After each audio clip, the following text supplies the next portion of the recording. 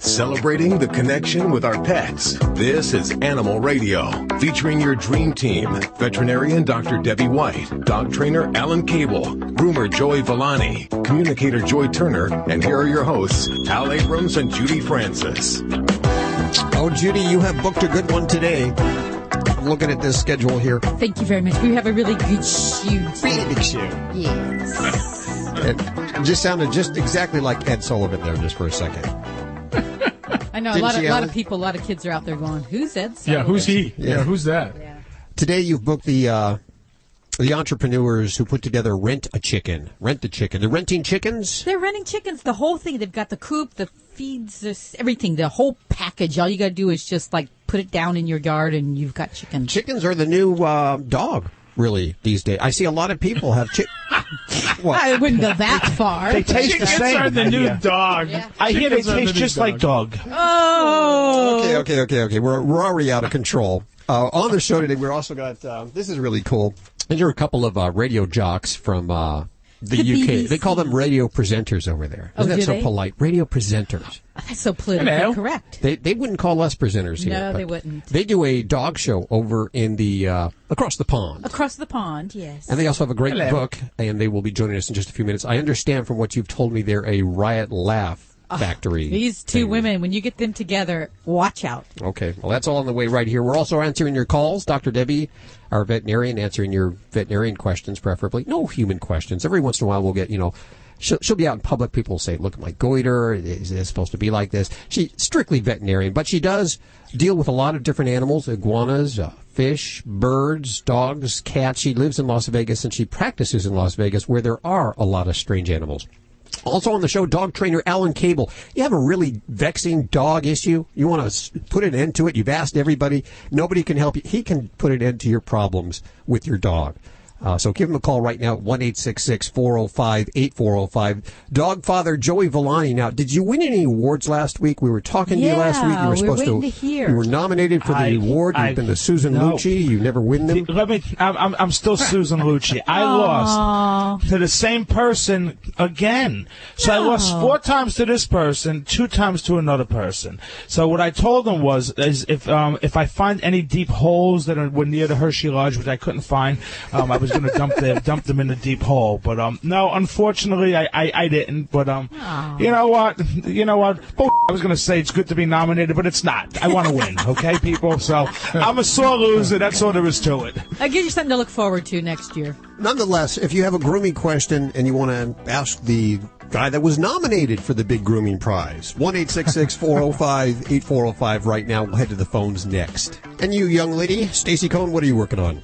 Well, there's a 430-pound gorilla, which, I don't know, I guess that's average weight for a gorilla, which has nothing to do with it. But it seems that this gorilla is having a few behavioral problems, and so the Dallas Zoo is getting him therapy. This gorilla is being shipped off to a psychologist so they can figure out what his problem is. He doesn't seem to like women. I'll give you the details coming up on Animal Radio News. Well, maybe he likes male gorillas. Why does it have to be? It's another. The humans caused the problem. I know this. I know every story. Of course. You're on the internets all week long, that interweb. That's all I do. Yes, that's all I do. Dogs or cats, horse or emu, animals are people too. A British woman who thought the vibration she was feeling was her cell phone was surprised to find the vibrations coming from her bra. And even more surprised to find the vibrations coming from a baby bat. 19-year-old Abby Hawkins wore the bra for 5 hours while working as a hotel receptionist before finding the baby bat. She said she was shocked but felt bad for disturbing the cuddly bat, who looked cozy and comfortable, adding she perhaps could have left it in there and given him a good home. Hawkins doesn't know how the bat got in there. She said she had had a drink or two the night before and got dressed quickly that morning. The bra was in a drawer but had been on the clothesline the day before. The bra bat, which had scampered under a desk, was captured by a coworker and set free. I'm Britt Savage for Animal Radio. Animals are people too. Animal Radio. You're listening to Animal Radio. Call the Dream Team now at 1-866-405-8405. Celebrating the connection with our pets. This is Animal Radio, featuring your dream team, veterinarian Dr. Debbie White, dog trainer Alan Cable, groomer Joy Villani, communicator Joy Turner, and here are your hosts, Al Abrams and Judy Francis. Oh, you're going to want to stick around this hour. Just trust me on this one. A couple of great guests coming on. You may not have heard of them. They're big in the UK. They're going to be big as soon as they're on Animal Radio all over America. And they're blonde. And they hate men. I'll tell you that right now. I think I get them enough clues out. They don't really hate men. They just like dogs better. What do you mean? Their book says that they hate men. We're talking about Webb and Jo Good. And they wrote the book, Barking Blondes, How Two Bitches Taught Two Bitches to Survive Without Men. So, I mean, it's right there in the title. Okay. It's right there. Where are you? Okay. Also on the show today, rent a chicken. If you ever thought about having chickens in your backyard, now you can actually rent them. Try it out for a little while. And see if it works for you. If the kids are still entertained by the chickens and not the Xbox after 6 months, you can keep the chickens or you can return them. And you don't need a receipt either, Don't absolutely not. And that's from a husband and wife team who hate men. On the way. They don't hate men. Let's go to Carolyn. Is it Carolyn or Caroline? Carolyn. How are you doing today? Well, I'm okay. I'll say that anyhow. I have a terrible cold, but that's all right. Oh, what's going on there? I don't know. Just something I get from time to time. I was calling because I have a dog and a cat. Actually, my daughter and son-in-laws, but we all live together. We have a terrible flea problem. Now, she used Frontline Plus. Are you familiar with that? Oh, sure. Well, that hasn't done anything for fleas. And I'd like to know if there's something that I could rub onto them to give them some relief. Like, I used Listerine on the dog one day only to find out that that's toxic to animals. I don't know. Is that true? Well, I mean, I've heard of that where people use this topically to kill fleas, and I can tell you there's so many better things than Listerine. And what concerns me is using something like that without really doing a full program for flea control. And if you pick any one flea product on the market, you may not get adequate flea control. So if that's all you're doing and we're not addressing other issues, then we're going to fail in attacking fleas, because fleas, you know, the adults are only 5% of the life cycle, and that's what you're killing when you put a product on your pet. Now, granted, Frontline Plus does have something that helps to kill that next generation of fleas, but in many cases, we have to work on environmental control, and we also sometimes have to even add in some oral medications to help do a kind of a quick kill for a really uncomfortable pet. So there are some out there. There's one called Capstar, Comfortis, that help to kill those fleas very quickly and get our pets some relief. Now, if you're doing this all by yourself, sometimes that too can be difficult, because a lot of pets with fleas have a component of allergic dermatitis, flea allergic dermatitis, and that can be miserable. If your pet is horribly itchy, scratching, losing hair, and has fleas, you may need some other help. So you may need to see your veterinarian for things like sometimes prednisone or a form of steroids to help kind of squash that itch while you can really get on board and attack the flea cycle and try to kill those suckers off. And you don't think vinegar would give them some relief? No. Rub that on them. I mean, I know it's not going to kill the fleas, but... Well, so what vinegar does, vinegar is acetic acid, so it's a very low pH, a very acidic solution, so it may repel and kind of make those fleas want to take off, but it doesn't kill them, and it's actually going to burn the bejeezers out of a dog's skin that has abraded or red skin. It really can hurt. So rather than go that route, I would encourage you to go with a more calming, soothing approach. And in the veterinary office, we have a lot of great products that have colloidal oatmeal, which can be very soothing to raw, irritated skin. If I use that in conjunction with something like a steroid for a pet that has flea allergy dermatitis, a lot of times we can find them some quick relief. Now, if you don't have that kind of product immediately available, there's Aveeno, the human oatmeal bath soak. I've used that on occasion when folks can't get to the veterinary office, and you basically sponge it on just like you would with a kid with chicken pox, and it can help to give some relief. But if your baby is that uncomfortable and that scratching and unhappy, then I like to really see the vet to get something to help them out and get past that uncomfortable phase. And I might encourage you to kind of mix things up a little bit with some of the flea products. So, as I mentioned, there are some orals you can use, and sometimes even switching it up, because there's some thought that fleas can become resistant to some of the common pesticides that are out there. So try another product. Try Bayer's Advantix 2. That has some sustained relief as well against some of those other generations of fleas beyond those adults. And you could use that with the Frontline Plus? You would use that in place of that, and then you would follow that up also with, say, an oral medication like Comfortis or Capstar. And with that, you also have to look at where you calling from. What kind of state? Pennsylvania, Eastern Pennsylvania. Okay. So, we also have to look at the environment. So fleas live in the house, so we have to work on vacuuming and treating the indoor environment as well. So don't worry about just treating pet. We got to look at the whole environment. Yeah, and that's the problem. That's what the vet suggested, having the house, I don't know if you call it fumigated or what, but we have so much around. And then, our dog goes out all the time, so it could bring them right back in again.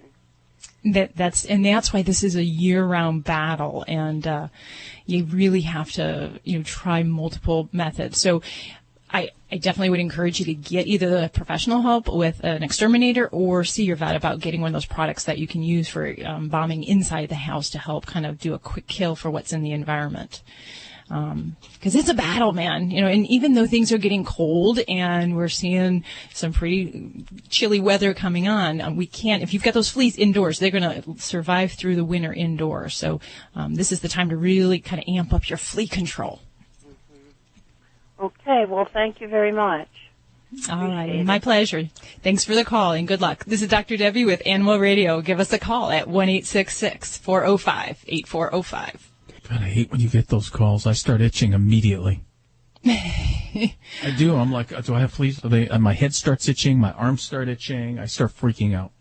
And you know what? I think the thing that really motivates me to help these callers is that a lot of people think that it's the way it is, that dogs itch with fleas, and it's not okay. There are things we can do, and unfortunately a lot of folks want to try to battle this on their own, and there's so many good things that I can give people to help settle down that itch.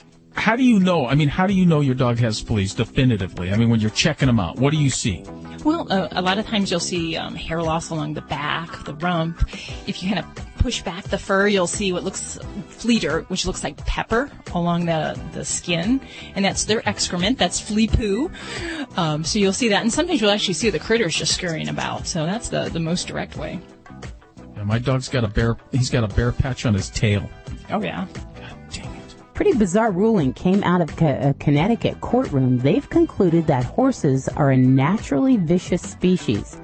I'll tell you how they came up with that, and I don't think that's going to sit so well with the public, especially because they've got a big racehorse industry there, and they're going to have trouble insuring those animals as a result of that. I'll give you the details coming up on Animal Radio News. You're listening to Animal Radio. Find us at animalradio.com. Log on, learn more. Animal Radio is brought to you by Natural Balance Pet Food, the finest food you can buy for the health of your pet. No matter which line of Natural Balance Pet Food you choose, you know it will truly be the food for a lifetime. Visit www.naturalbalance.net to learn more. Hi, I'm Dick Van Patten. And I'm Jimmy Van Patten. And we're here to talk to you about our new line of Alpha grain-free dog and cat formulas. And we've been the leaders in grain-free nutrition with our LID formulas before grain-free became a trend. Our new grain-free Alpha formulas combine multiple high-quality proteins at balanced levels with unique fruits and vegetables for vitamins and antioxidants. For more information on Alpha and all of my dog and cat food formulas, visit naturalbalanceinc.com. Imagine if part of your job was to enjoy your favorite beer. Ah, delicious. Just about every day, our founder Jim Cook enjoys his favorite, Sam Adams Boston Lager. Why? To make sure it tastes as good as that first batch he brewed in his kitchen. Smooth yet flavorful, with a deep amber color and a head so thick you can float a bottle cap on it. In fact, every batch of Boston Lager is tasted over 100 times before it leaves our brewery. So if we haven't tasted it, neither will you. Cheers, man. Cheers. Sam Adams Boston Lager. Boston Beer Company, Boston, Mass. Save responsibly. Fido Friendly Magazine presents the 5th annual month-long pet adoption tour, Get Your Licks on Route 66. Sponsored by Ford and Animal Radio, with accommodations provided by Kimpton Hotels.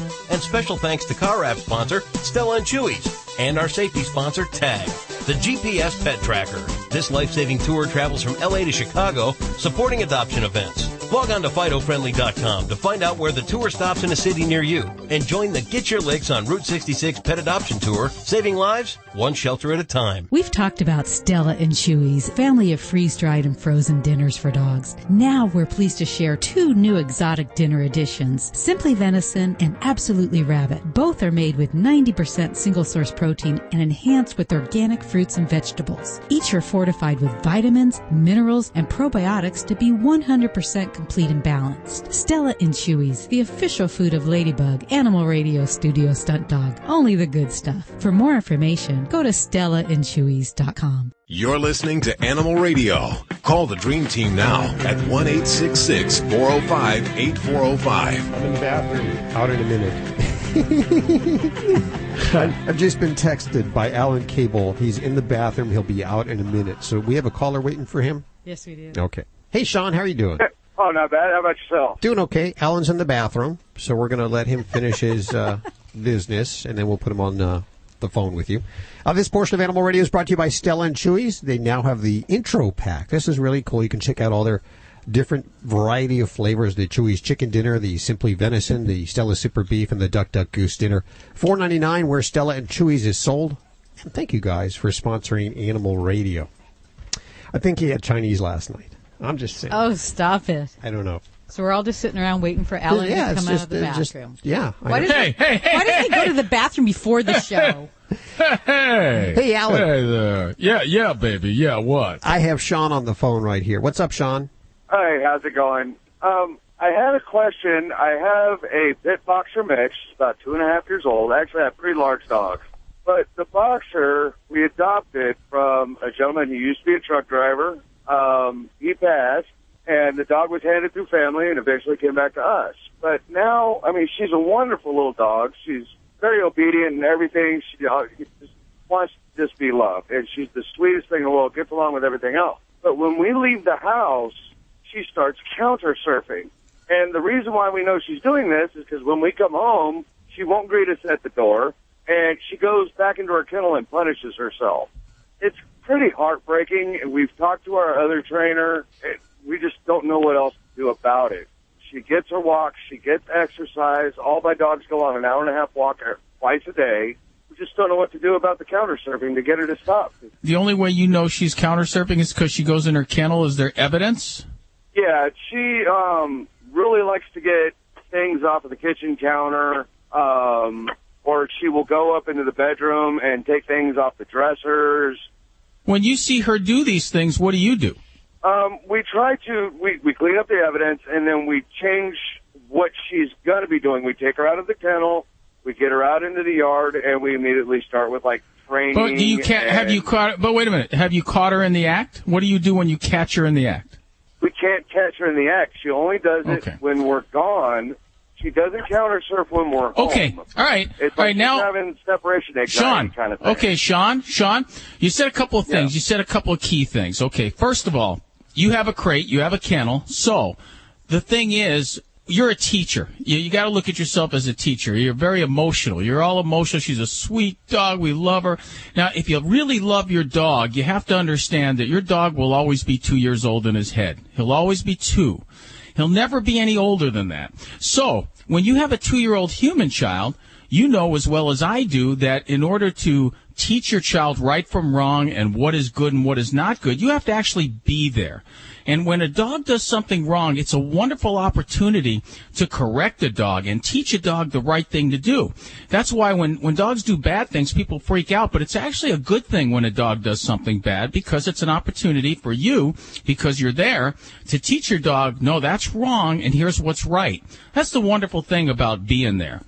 So the first thing is, the key things that you mentioned are, she has a kennel, she has a crate, but you don't put her in the crate when you leave the house. Therefore, it's your fault that your dog is counter surfing, because you are enabling your dog to do the wrong thing by not preventing it in the first place. Because you can't correct her if you're not there. And if she has a crate and she's not put in it when you leave, then she's going to get into trouble. You're not going to be there to correct it. And so she's never learning that that's not what you want. So naturally, she's going to do it when you're not around, because there's nobody to stop her from getting in trouble and teach her, hey, that's not what we want you to do. You can't do that. The second thing is that if you know she's counter surfing and you don't put her in the crate, you're leaving food on the counter, which is an irresistible lure and temptation for a dog that is already accustomed to going on the counter to please herself or himself. So the thing is, buddy, you've got to crate your dog, and then you have to let your dog out of the crate when you're home, and whenever the dog goes even near the counter, you make a correction. You herd her away. You make a sound like, hey! And you herd her away from the counter to teach her that the counter is off limits. And when she goes to the spot you want her to be in, that's when you give her praise and reward. And the only time you give your dog affection, another key thing you said is she doesn't greet us when we come home. It's nice to greet when you come home, but what you don't want is an excited, anxious, crazy, lunatic dog when you come home. So, with me, when I come home, my dog doesn't pay any attention to me. I don't pay any attention to my dog, except I look up maybe after a minute or so and give a wave. And it takes about 15, 20 minutes before I even speak to my dog or acknowledge my dog. I've taught my dog to be very calm when I leave and when I come home, because a calm dog and a tired dog is a happy dog, and an anxious dog is never happy. People think anxious dogs are real happy. Oh, he's so happy to see me. Look at him. He's going lunatic. That is not happiness. That is anxiety and excitement. So, my suggestion... A couple of different things, though, is when she does greet us at the door when we come home. She'll come to the door and she sits and she waits for us, but she doesn't greet when she does the counter surfing. Now, as far as the kennel goes, if we put her in the kennel when we leave, she actually will... It's like she has, I don't know if it's like a panic attack or whatever, but she has actually fought with that kennel and ended up with, like, cut paws, cut ears. Well, you see, again, buddy, Sean, you have to understand a couple of key things.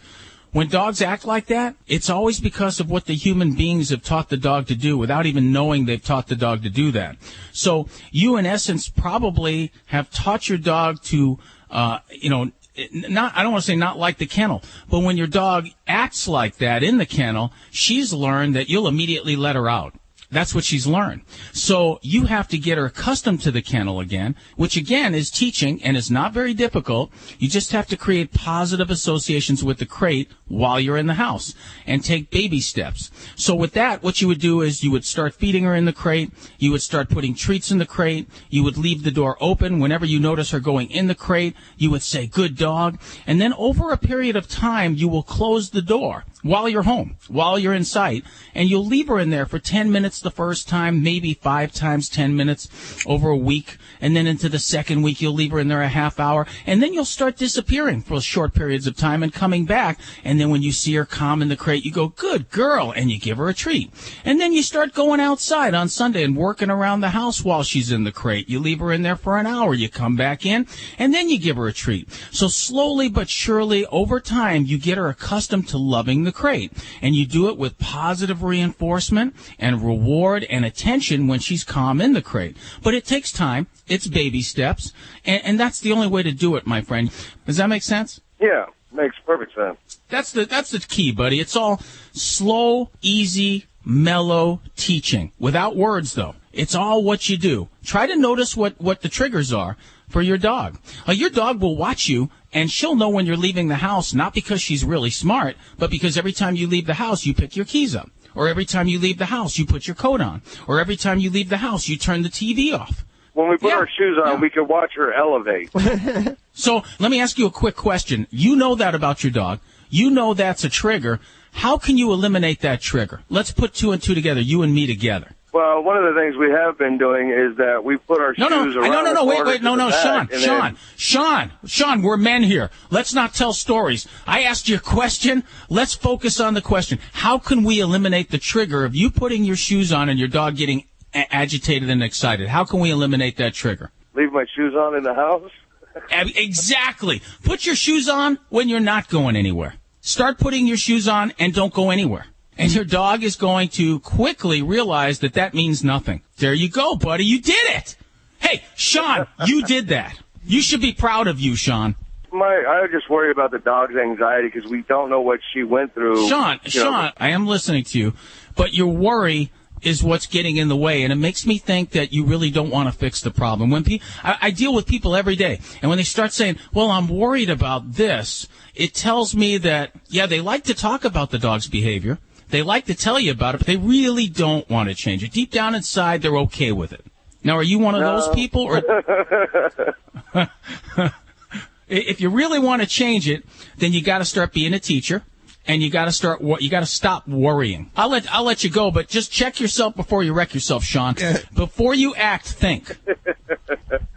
No, I greatly appreciate the help, and now I know a few steps that I need to move forward with my fiance and the dog and myself. Hey, thanks for your call, Sean. We appreciate it. It's toll-free, 1-866-405-8405 to get in touch with the Dream Team. Could be Dr. Debbie, dog trainer Alan Cable, Dogfather Joey Villani, or Joy Turner. I didn't think he was ever going to stop there.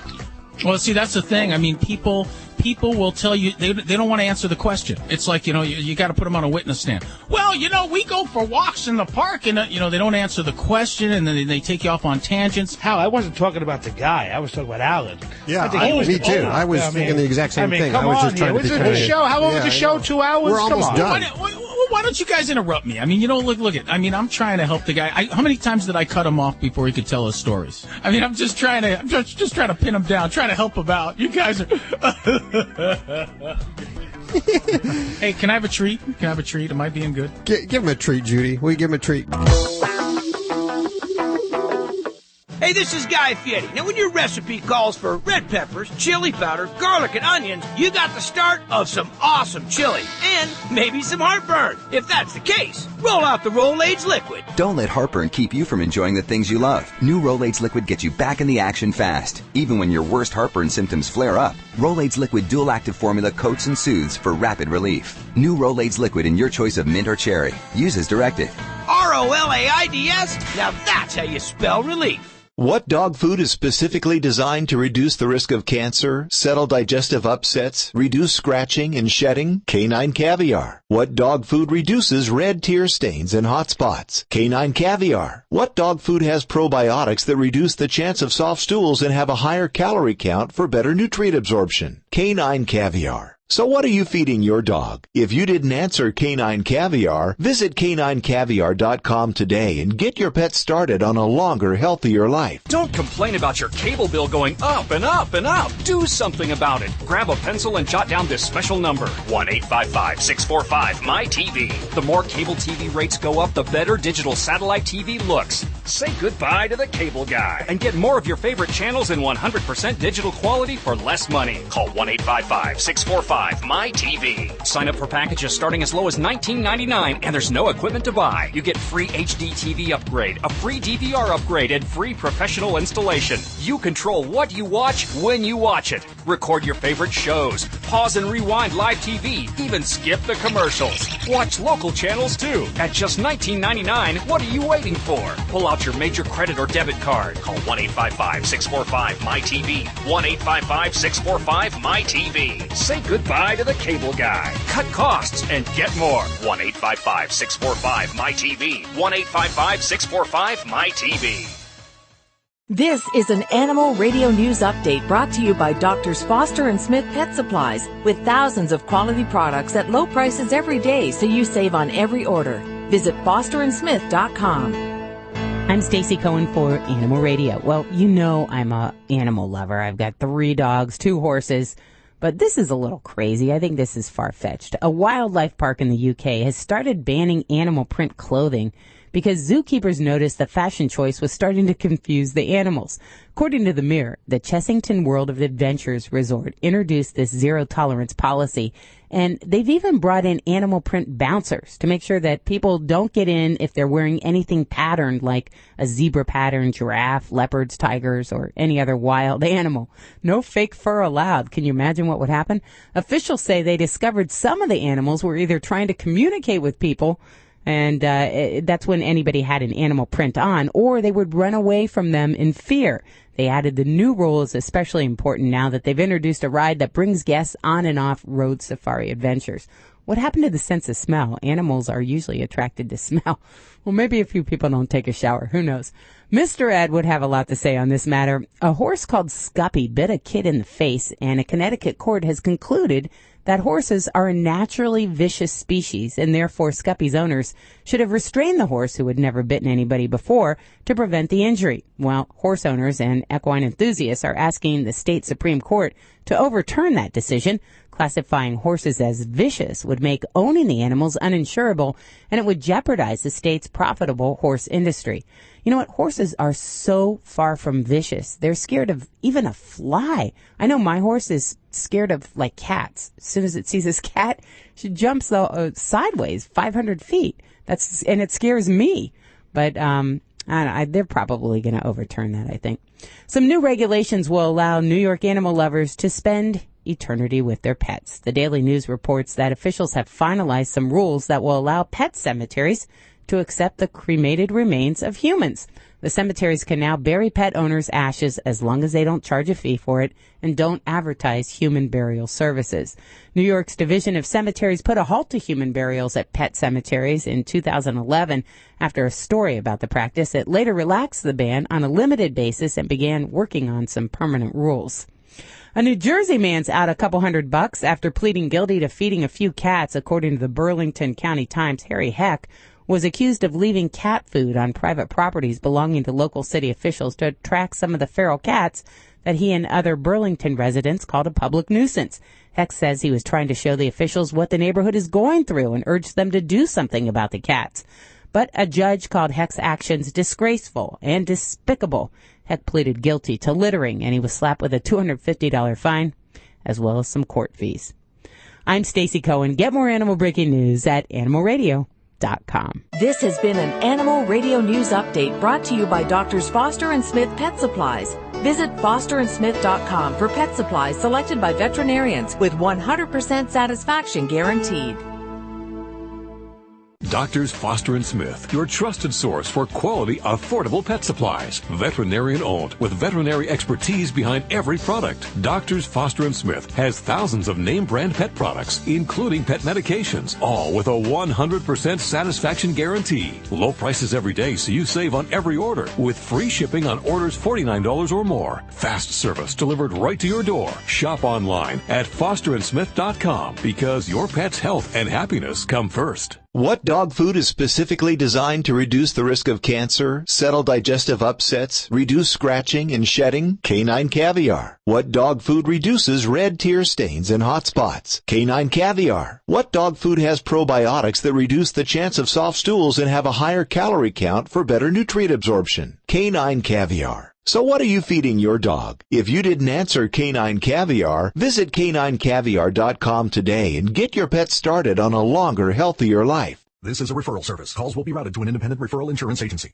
Do you know the number one cause of bankruptcy? No, it's not losing your job or running up credit card debt. It's not even divorce. It's medical costs. If you and your family don't have health insurance, just one serious illness or accident could be financially devastating. But now there's good news, really good news. A health insurance hotline has been established to provide health insurance for all Americans, even uninsured Americans with pre-existing conditions. Now anyone can get health insurance even if you have a pre-existing medical condition. I repeat, now anyone can get health insurance coverage. Call now for a free no-obligation quote on affordable health plans available to you. Again, this is a free hotline for anyone, even if you have pre-existing conditions. Protect you and your family from sudden unexpected medical costs. Call the free health insurance hotline right now at 1-800-838-5562. That's 1-800-838-5562. Call 1-800-838-5562. You're listening to Animal Radio. If you missed any part of today's show, visit us at animalradio.com or download the Animal Radio app for iPhone and Android.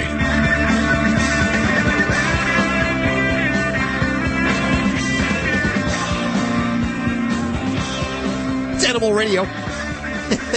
Toll free 1-866-405-8405.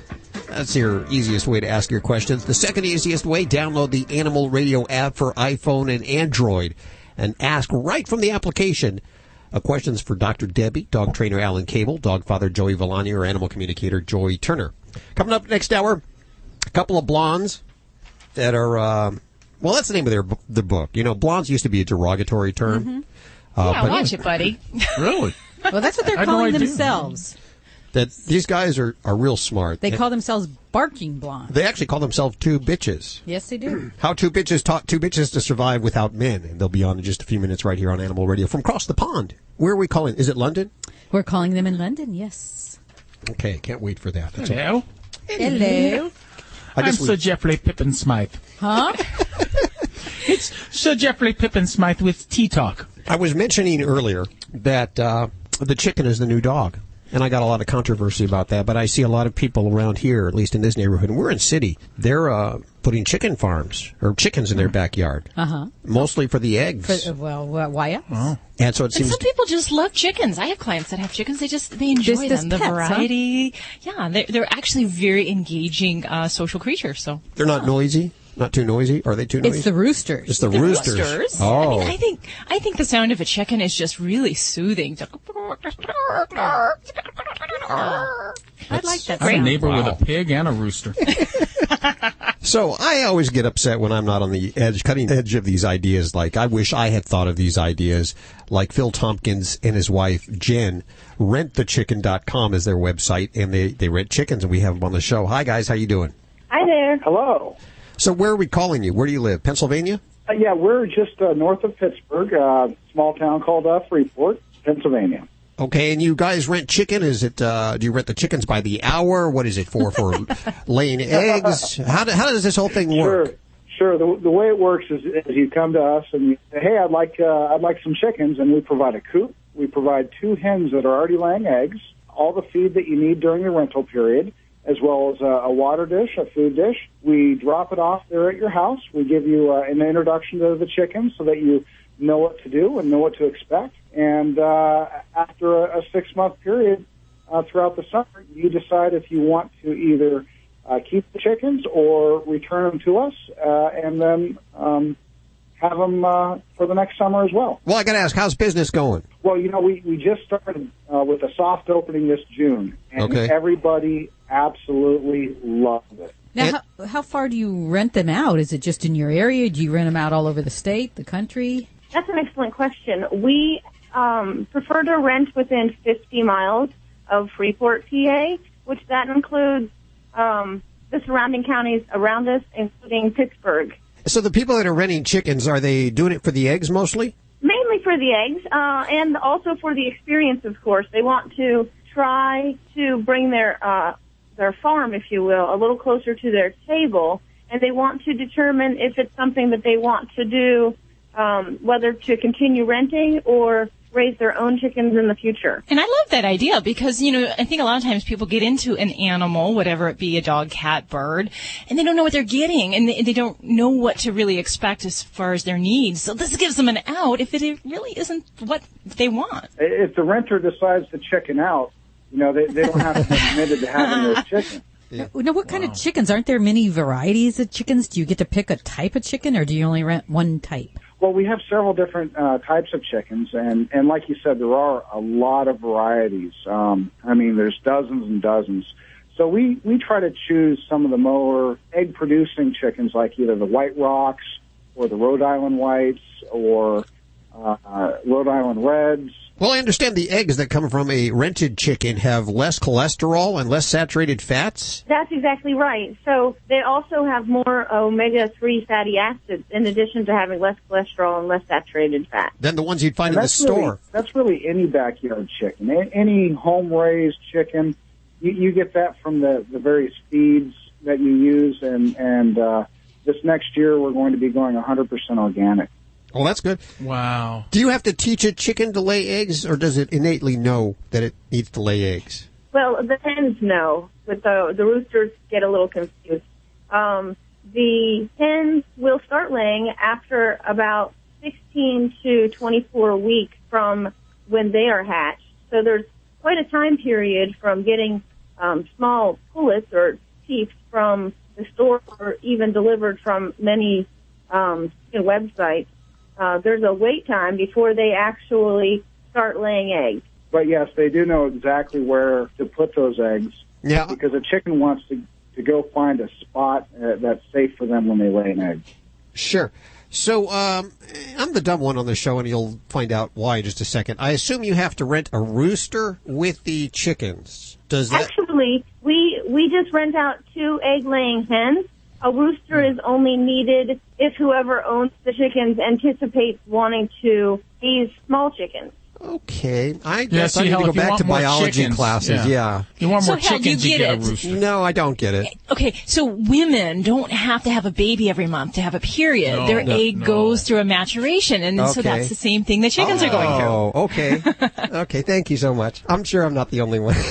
I'm the only one. So do you guys You're not do you the only guys one. do you guys have any groups coming out of the woodwork that are against you already? I mean, people that are naysayers and trying to spoil all the fun, or everything's okay so far? Everything's okay so far. People are really excited. I Good. really haven't heard any negativity towards this. I think that the positive part is that it allows someone to know whether or not they want these chickens, because in some communities, people are actually dropping off chickens at the local animal shelter, and these animal shelters don't know what to do with them. So we provide a good way to keep that from happening. Now, after your chickens are done laying eggs, they can't lay eggs anymore. What do you do then? Well, a chicken can lay eggs, for 7 or 8 years. The fact is their production will go down. And, Jen and I still love to eat our eggs, so we will keep those chickens that are not producing as much here at the homestead until we have a chance to eat the eggs as well. Also, we found that people become attached to our rent the chickens, and then they want to purchase the chickens outright. So they become part of their home and their pets as well. Wow, okay, rentthechicken.com is the website. I understand you have a 2013 fall rental special is what it says right here. How much does it cost for these? Our normal prices are $350 for the season that runs from May until November. And if you refer 5 friends, you can actually get your next year's rental at no cost. And right now our special is a $250 special from now through November, and you get $50 off next year's rental. Can I gift this as a gift? Because I'd like to. Joey, I think, would be. I'd like to You'd give be Joey a great chicken Christmas. farmer. Yeah, Great chicken. Yeah. Yeah, Plus, you the bet. chickens can use his head we're for a open nest. to new ideas. In fact, we're hatching new ideas daily. I like these guys. Rentthechicken.com. Phil and Jen, thank you so much for joining us today. Thank you. You're welcome. Thank you. Take care. We'll head back to the phones next. 1-866-405-8405. That's what America's about right there. This is Animal Radio.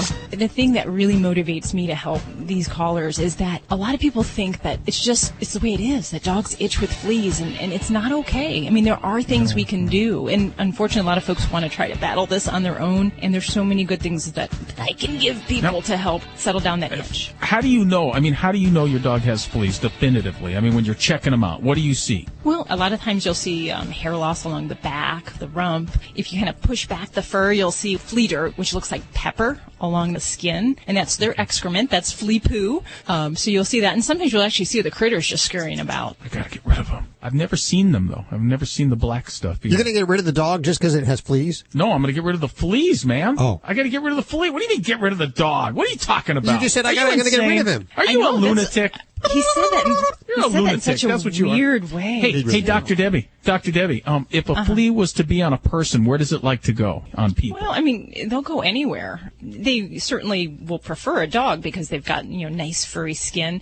So if you're a really hairy guy, just imagine where they might want to go. But, I think most of the time people in the home, I was in a house, a friend of mine who had a really bad flea problem, and we were getting bit as we slept. And they'll just bite you wherever, wherever they can go. Oh, man. You know who I have on? This is perfect for you, Alan. Dr. Cristiano Von Simpson. He's the Director of Veterinary Technical Services at Bayer Healthcare. We welcome him back. Hey, Doc, how you doing? Doing good. Thanks for having me again. Well, last time we talked to you, we were talking about the Chatty Cat Challenge. And for those listeners that are brand new, tell us what it was all about. Well, yeah, the Chatty Cat Challenge was launched earlier this month by Bayer Advantage 2 for cats. It's a way to encourage cat owners to stop and think about what they do to manage their pet's well-being. Yep. As you guys were saying, fleas can be a really nuisance. Just one flea can bite up to 400 times per day. You mean one flea can bite my animal 400 times? Just one flea? Exactly. Wow. It moves around and it bites and bites again while it's feeding. And they feed all day. That's all they do. Oh, man, delicious. And, you know, if you see one on them, or if you see two fleas, that means there's probably lots of them times 400 times bites. They're being bitten all over. Ooh, I'm itching just like Alan now. That's all. That's it. And they're laying eggs, and those eggs will fall on your house, and then you have all the immature forms in your house. So even the fleas that you see on your animals are just part of the whole problem. Okay. Well, why did God create fleas? What eats fleas? What is the flea's natural enemy? What eats a flea? That's a good question. Right now, in our environment, in our house, they don't have a natural predator. So they are just reproducing and being happy. Well, okay. We got off on a tangent here. We're off on a tangent. I wanted to find out about the Chatty Cat Challenge. We're giving the cat owners across America a chance to tell the world what their cats would think that are the secrets to health and well-being. So we want them to tell us from the perspective of the cat what really makes the cat happy and feel good. And we already got a bunch. If you go to chattycatchallenge.com, you can see already the ones that were posted. There's some really good stuff. Now we can vote on it. It's our turn to vote, right? And then, yes, they are there for us to vote. So the population will decide which are the 10 best, and those will be our 10 finalists. I'm going to head on over there right now, Doc. ChattyCatChallenge.com is the website. We'll put links over at animalradio.com. Dr. Cristiano Von Simpson from Bayer, thanks so much for joining us. I just wanted to add, you can vote up until October 21st. Oh, the date's coming up. Correct. Yes, October 21st. Put yourself in and vote until October 21st. Yes. And the 10 finalists will get Advantage 2 and a premium carrier, and then the one big winner will get also an iPad. You think I got fleas in my hair? Take a look here, because, you know, my head's always itching. It's always itching. I don't treat people, Alan. I draw the line. Get your head you know away. What fleas from look. I have. I like this song. It is good, huh? You're quite the dancer. I didn't realize. Wow. Oh yeah, I can move. I'm out of breath just watching you there. I can go right to him. Okay, go right to him right now. I'm going to him right now. Here I go. Do you want me to do it now? I want to do it now. Okay. I can wait. Stop it. Okay, if you go there and he's lost, don't you look at me. Let's head to Frank. Hey, Frank, how are you doing? All right. How you doing today? Thank you for waiting. We know you were on the phone for a little time waiting there. And we appreciate that. And that you didn't hang up, because it would be a real drag if I just came to you right now and it was like a dial tone. Yeah, it would. So, Frank, what's going on? Where are you calling from today? Azusa, California. Where in California? Azusa, like in the Los Angeles area. Yes, sir. Well, thank you for listening down there in L.A. So what's going on with your animals? Well, we have a pit bull. He's a blue-nosed Gotti, whatever you want to call him. And at the base of the tail, it looks kind of like mange, or it's, I don't know if you call it hot spots or whatever. But he starts chewing on it, and you can hear him when he's rubbing up against the doghouse and stuff. And we tried putting medicine on it, but it comes back. We've used we use peroxide when it's open sores, and then we used aloe vera, and it kind of cleans it up a little bit, and then it comes back. Okay. And on the skin in the area, what does it look like? Can you describe what it looks like to me? Is there hair? Are there sores? Well, he starts chewing on it and scratching. You know, the hair is like disappearing. You know, because pit bulls they're real short hair. Mm-hmm, well, you know, it starts looking like, you know, like the hair's falling off. But I guess it's him chewing or scratching and stuff. Okay. And then, I was just going to say, is the skin discolored in any way, or are there scabs on the area? Yeah, a little bit of scabs, you know, raw. Okay.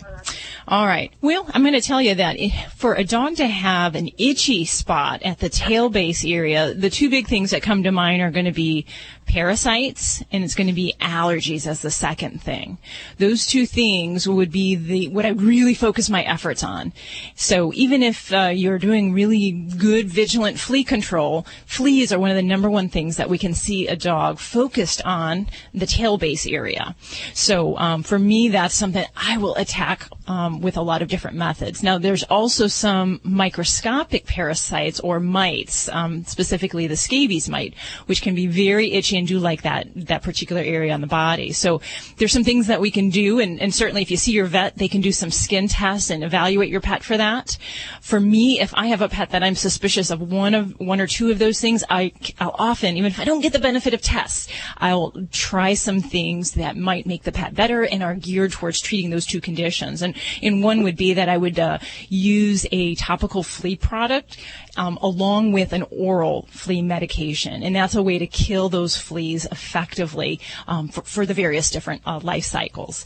The other thing I will do is mites. Mites are microscopic, so you can't see them. You don't know they're there unless your vet can pick them up on a skin test. But there is a medication, one called selamectin, that I'll often use, and we can use this product topically, and I use it every 2 weeks for pets with Sarcoptes mites, and it's very effective to kill those critters. So if you got a pet that's itching, particularly in this area, and they're not getting better, it's well worth doing that every 2 weeks for about 3 treatments. That's called selamectin.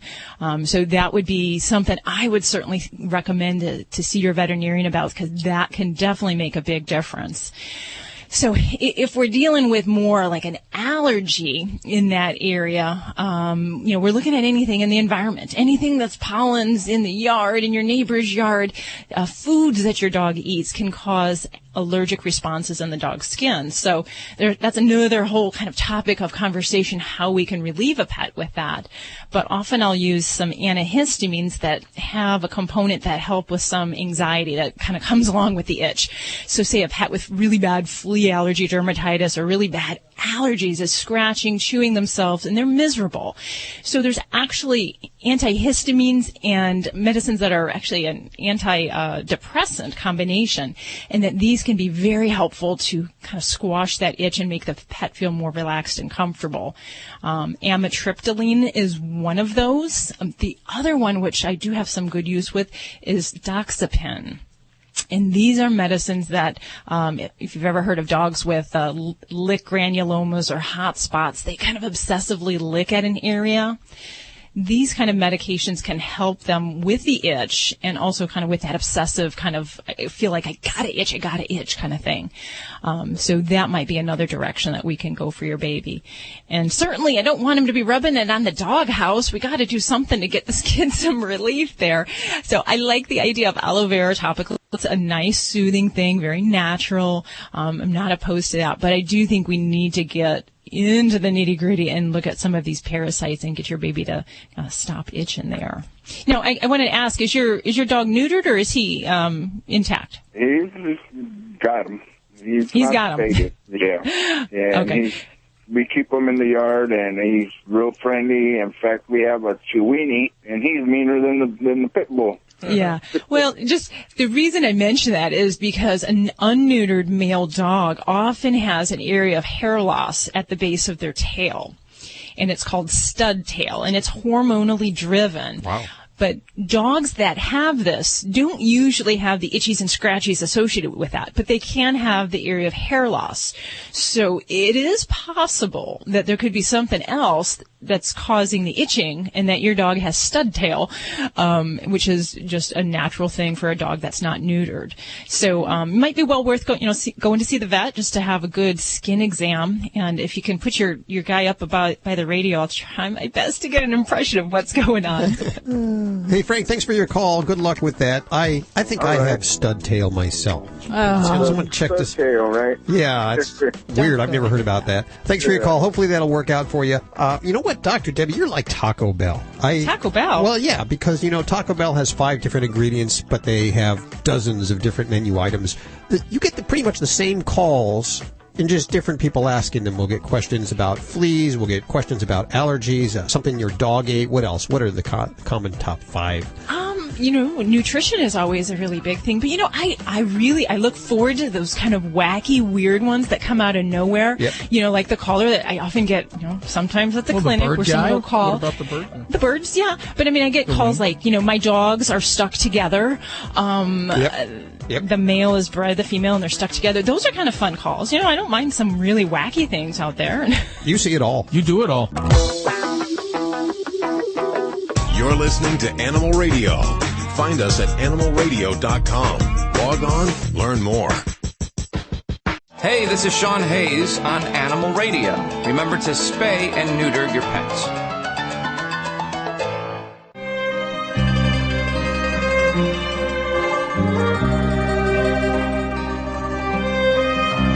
It can only mean one thing. It is time for the Dogfather. Brought to you by FlexRx. Like people, as dogs get older, arthritis really is the most common problem they face. FlexRx doesn't just mask those symptoms, it restores natural joint function. FlexRx, available at Pet Supplies Plus. Ladies and gentlemen, I present to you the Dogfather, Joey Villani. Hey, what's going on, guys? Splitting Adams. How you doing? I got to tell you, this week it's a little less of a tip than it is a warning. I think I sent you this. Yeah, I know what you're going to talk about.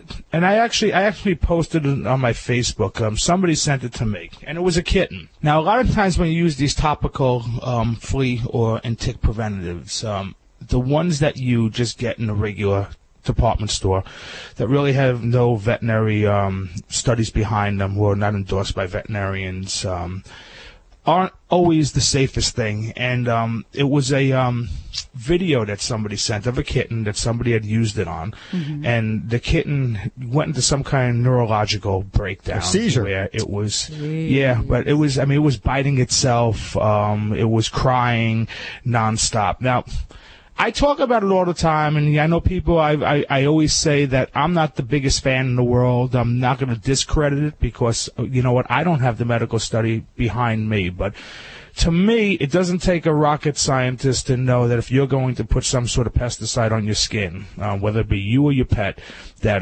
there's possibility that it could be some serious reactions.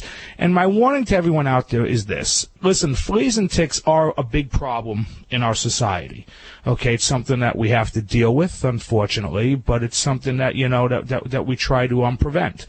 And one of the preventatives are these topicals. If you're going to go out and you're going to purchase them, do your homework first, okay? There are companies out there that have had problems, and I'm not going to, go into saying the names of the companies, but that have had routine problems, okay? When I had my grooming salon, we had a woman that had 3 pugs, and 2 of the 3 died from it, and the third one was in the hospital. Hopefully, at that point in time, was going to pull through. But I don't ever know what ever happened to it. I never seen her again after that. And do your homework. And the best thing to do is talk to your veterinarian, see what they recommend, and ask questions about it. Ask, hey, you know what are the possibilities here of my pet having a reaction to this? And because there are some that are a lot better than others, and then you go into the supermarket and you'll find some real cheap ones, $4 or $5. And personally, if it was me, I'd stay away from them. Oh yeah. I would spend the $40. Go to my veterinarian. It lasts a while. You don't have to. Some of them you don't have to put on for 3 months. But you know what? They have veterinary studies and science behind it to keep you safe and keep your pet safe. It's not worth saving a couple of bucks to come home to a dead animal. Just remember that. Exactly, and that's my. Well, I want to throw in. Sorry. Don't use dog flea medication on cats. Some people think, well, if I got a dog, I don't want to buy 2 of them because I have a cat. I'll just use one on my dog and throw the other one on my cat. Or they might have one of the bigger size cat ones that for like 10 to 15 pound cats, and but they have a cat that weighs only 8 pounds, and they want to split it in half. You don't do that either. Don't do that. Hear about it every year. Yep. All these poisonings from that. What do you recommend instead, Joey? You know what? Honestly, if you need to put a topical on, keep your pets clean. Clean pets repel fleas naturally, okay? They don't like a clean environment. There were studies that were done on it. Ticks are a different story, but you know what? The front line don't kill the ticks either. The front lines just keep the ticks from, from hosting on the pet. So that's, honestly, sometimes that's not the best thing, because if you're walking out in the woods or in the brush, you know what, and you get ticks all over your dog, and the dog goes back in the house shortly after, well, they have to find a host. And you know what? You're a very likely candidate at that point. I'll tell you, we're having one heck of a flea season this year. No kidding. Bigger than ever. Yeah, it's bad. It's bad this year. You're listening to Animal Radio. Call the Dream Team now at 1-866-405-8405. Hi, this is Carrie Annie Naba from Dance with the Stars. Don't forget to spay and neuter your animals, and you're listening to Animal Radio. Celebrating the connection with our pets. This is Animal Radio, featuring your dream team, veterinarian Dr. Debbie White, dog trainer Alan Cable, groomer Joey Villani, communicator Joy Turner, and here are your hosts, Al Abrams and Judy Francis. Welcome, my friend. The number's toll-free, 1-866-405-8405 to the Dream Team to ask your questions about your pet, preferably. All the phones are lit up right now. It looks like you're working hard on those. I am. I'm busy over here. Today we're going to tell you how you can rent a chicken. Apparently, rent a chicken, there's a new service called Rent a Chicken. How fun. And we're also going to talk to Jo Good and Anna Webb. These are a couple of bodacious blondes from the UK who have a brand new book out called How Two Bitches Taught Two Bitches to Survive Without Men. So I guess they're man haters, right? Oh, it's hilarious. Believe me, you will die laughing when reading this book. Okay, well, they're on the way right here. So I'm not going to read the book before they get on the air here. I did. Stacy, what are you working on? Well, you know how people always see, they find Jesus like in toast, or there's a tree trunk or somewhere. Somebody found the Jesus salmon. There's a fish that they believe has been blessed by God, or I don't know, it's got a cross on it. I'll give you all the details coming up. It's going on tour, so it's probably coming to a city near you soon. I'll give you the details coming up on Animal Radio News. Oh, look for that. Yeah. Animal Radio sponsoring the World Salmon Jesus Tour. You don't like that? Yeah. Okay. Yeah. Let's hit the phones. Okay. Hey, Sherry. Hello there. How you doing? Oh, I'm doing okay. What's going on? Little worried about my little dog. What's up?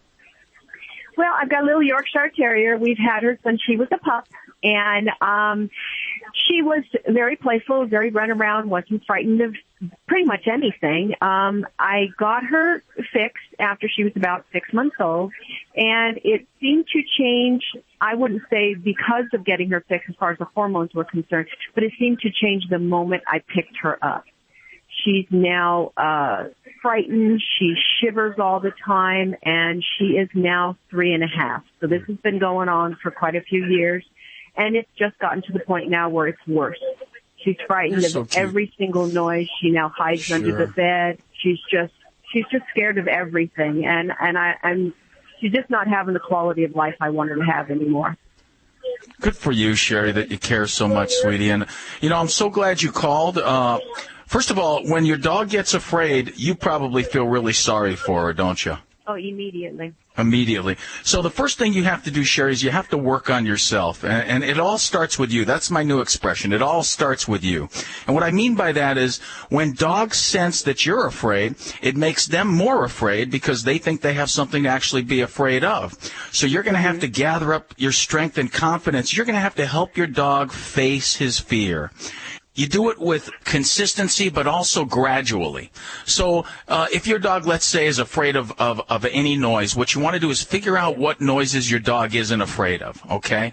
And spend time around those noises. And you want to distract your dog whenever your dog starts to go to that fearful place. So let's say you're walking past a heat pump in the street. Your dog's fine. All of a sudden, the heat pump jumps on, and you see your dog is getting afraid. You want to give her a little tap, just a little tap on the side of the head, like a little, hey, and snap her out of it. And then keep walking through the fear. And when it happens in the house, you want to give her a treat. As soon as you distract her and the fear is gone, you give her a treat and go, good dog. She'll start to learn to associate each sound with a good thing instead of a bad thing. And she'll also feed off of your confidence. I helped a guy a couple weeks ago with thunderstorms. His dog's terrified of thunderstorms. So what we did was we were lucky because we had a thunderstorm. We just walked outside, and we stood there next to the dog, all calm. I prepared him mentally. You just got to be calm. You're going to relax your shoulders, relax your arm, and you're just going to stand out there with your dog and enjoy the thunderstorm, and then actually take a walk in the thunderstorm, because dogs love to walk. So the dog starts to associate the noise of the thunderstorm with, hey, this is really a good thing. We're taking a walk. And as soon as he started to relax and he understood, the owner, that his fear was actually going into his dog, transcending and going down the leash into his dog, and he started to calm down, his dog started to calm down. So one at a time, you're gonna have your dog face her fear, and you're gonna create a safe spot in the house. So you notice where your dog runs when there is noise under the bed, put her crate by the bed so she can run in that. And as soon as you start to see that she's not afraid, it's going to take time, Sherry. It doesn't happen overnight.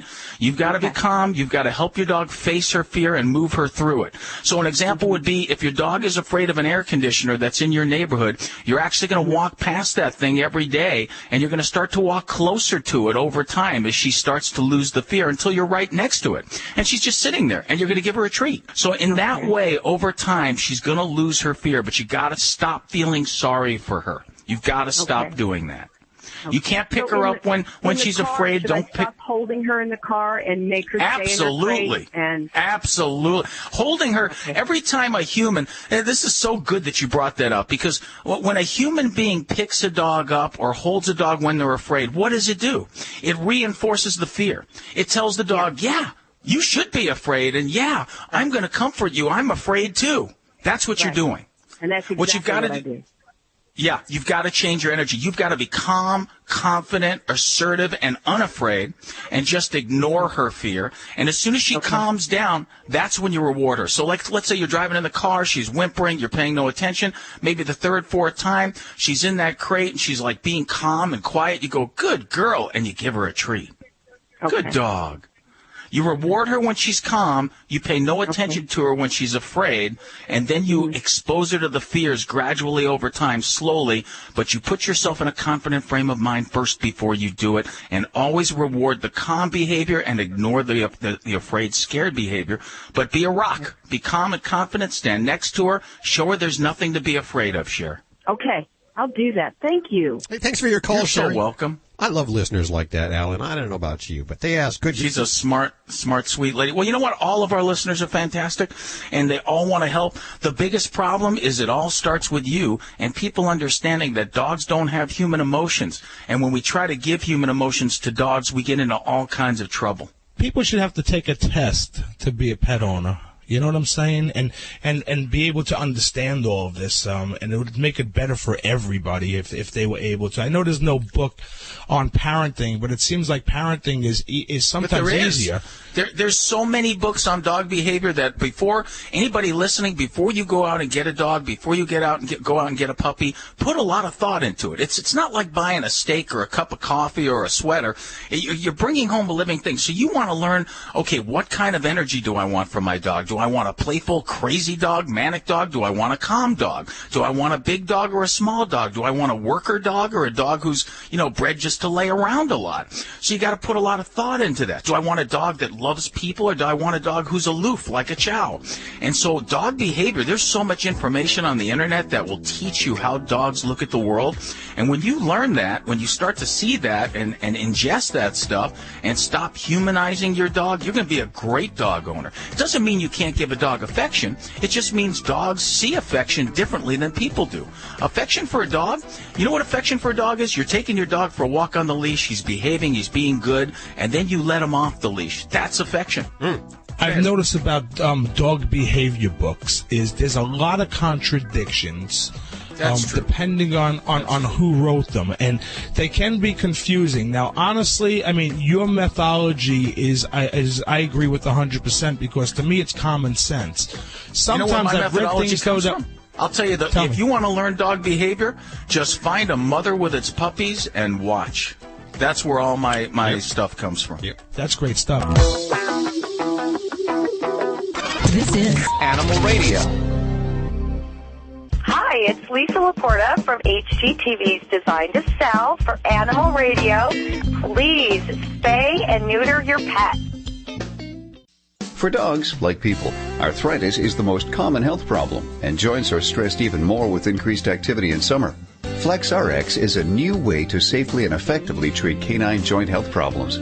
All-natural FlexRx doesn't mask symptoms like other products. It's clinically proven to restore healthy joint function. With FlexRx, your dogs can enjoy an improved quality of life they've earned and deserve.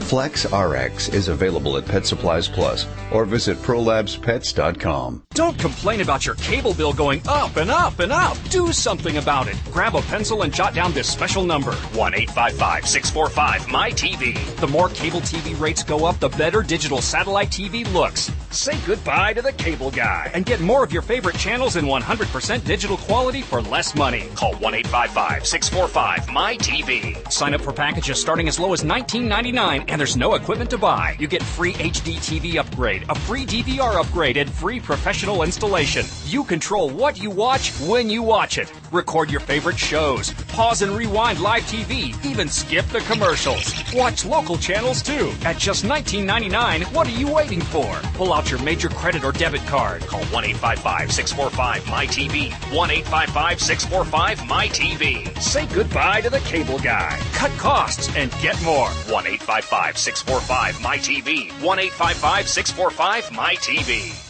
Come on, sweetie, jump to Dad. I'm not sure, Daddy. The water's cool. There are moments in life that cause us to hesitate. Jump right here. Okay. Here I come. I got you. Good job. I did it. That was fun. But once we take action, we're really glad that we did. If you're thinking about selling your home, don't hesitate. Interest rates are low and buyers are in the market. Every market's different. Call a Realtor today and visit Realtor.com. Realtors are members of the National Association of Realtors. You're listening to Animal Radio. Call the Dream Team now at 1-866-405-8405. Hey, Deb. Hey. Do mites like to live on people? They can, definitely. Sarcoptes mites do. There's some dog mites. There's other types like Demodex that don't like people. They really kind of prefer dogs. You remember Mighty Mite? That was Mighty Mouse. Oh, it was Mighty Mouse. Yeah, that was Mighty Mouse, you lunatic. There was no Mighty Mite. Mighty Mite. I just don't know my cartoon characters. Remember his song? No. Here I come to save the day. I remember that. I don't remember the name. That's Mighty Mouse. That was Mighty Mouse. Okay. Yeah. Whatever happened to him? I heard that Mickey Mouse had a hit on him. He got caught in a trap. Just seemed like he was going places, and then all of a sudden you never hear about him again. Mickey Mouse rubbed him out. Yeah, I think it was a fast action trap that took him. Yeah. Let's see. Hey, Debbie, how are you doing? I'm fine, thank you. How are you? Good. Where are you calling from today? Arcadia, Pasadena area, California. Beautiful L.A. What's going on? Not a whole lot. The reason for my call was, it's been about a month now, I had to put my dog to sleep. She's a miniature schnauzer. I'm sorry. She was one of 3. She had a seizure early in August. I took her to the vets immediately afterwards. They didn't put her on any medication because it was her only first seizure, so they said you want to monitor it and all that. And then she just progressively got worse. And one day I came home from work and I knew something had happened. She was very docile. I called her. She did walk over to me. I picked her up, and she kissed me on the cheek, because normally she's miniature schnauzers, they're terriers, and she was 9 years old, but God, she had a lot of energy. And I put her down, and she just stood there. Took her back to my vet, and he said, yeah, okay, we'll put her on phenobarb. So she was very, very lethargic, I guess, because of the phenobarb. And then wasn't getting any better, took her back, and he had run all kinds of tests, blood work and all that, from the neck down. She's completely healthy, all her vital organs functioning properly, all the levels were where they were supposed to be. Even gave her a test on her blood work for cancers and stuff. Didn't have any of that. The only thing they can assume was she had a brain tumor. She could not see out of one eye. So something had happened that day before I got home from work. A pet having seizures by itself isn't typically something that we would say first thing we think of as a brain tumor. But if we do have seizures accompanied with other neurologic symptoms, then something like a brain tumor definitely becomes, on our problem list. So if we're seeing problems where a pet is unstable, falling to one side, where one side of the body, the front and the rear legs aren't working well, And then some of the eye things that you're mentioning, either if the pupil size isn't the same, if they're not visual, they can't see, or there can even be some abnormal eye movements called nystagmus, which is kind of like a doll's eye movement, we call it, where the eye goes back and forth, back and forth. Some of those symptoms, along with seizures, would definitely make me think of as a brain tumor. But there also can be other things. So dogs can get strokes, which are kind of like what we call a cerebrovascular event. So that could be definitely something as well that could cause those symptoms, and especially all of a sudden kind of thing. And the unfortunate thing is to know what the cause was for your baby. We'd be looking at doing things like an MRI or a CT scan, even doing a CSF tap to kind of rule out some of those other causes. And like you said, from the neck down, everything can check out fine, but from the neck up is really where the nitty-gritty is happening. And it's hard to evaluate that with blood tests and x-rays of other parts of the body. So it would require more imaging. And so this is my other question. I have 2 other miniature schnauzers. Do dogs grieve? Absolutely. Absolutely. They sure do. What are they doing? For the first several weeks, and then I thought, because Harley was my baby. Not that I don't love these other 2, but, sometimes you always have that one favorite one. And she and I just bonded, and she was just, if I had a bad day, I'd come home and see her, that bad day would go away. I don't think that's so much with the boys. And because Harley was so active, she had this whole personality about herself. I thought the way they were acting, I thought they were sensing how I was feeling. Well, when I got up in the morning, let them out of their kennel, the one went over to her kennel and just stood there, and it seemed like minutes, but he just stood there for probably about 30 seconds just looking inside that kennel. It broke my heart because I'm thinking, God, is he thinking that she should be in there or whatever? Well, dogs definitely do grieve, and a lot of things that you're describing, the loss of appetite, change in eating patterns, changes in personality where they seem more lethargic, less excited about daily interaction, all of those things are consistent with a pet that's grieving.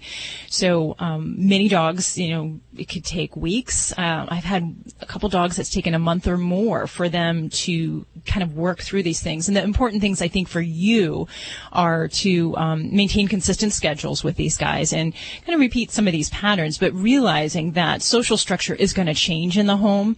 So whereas she was the one that was kind of your comforter, they're going to have to figure out what kind of roles play. And a lot of times we do find when one pet dies, there may be a personality change with the other pets, and it's, they need to figure out who's going to be the next top dog, who's going to be the companion, who's going to be the clown. And there really is a dynamic change in the way that they'll interact with the family members, and just encouraging them, showing them lots of love and keeping them active. So get them out for walks, get them out doing things, engage them with active play. All of those kind of things can be good to just keep them occupied and keep the schedule going.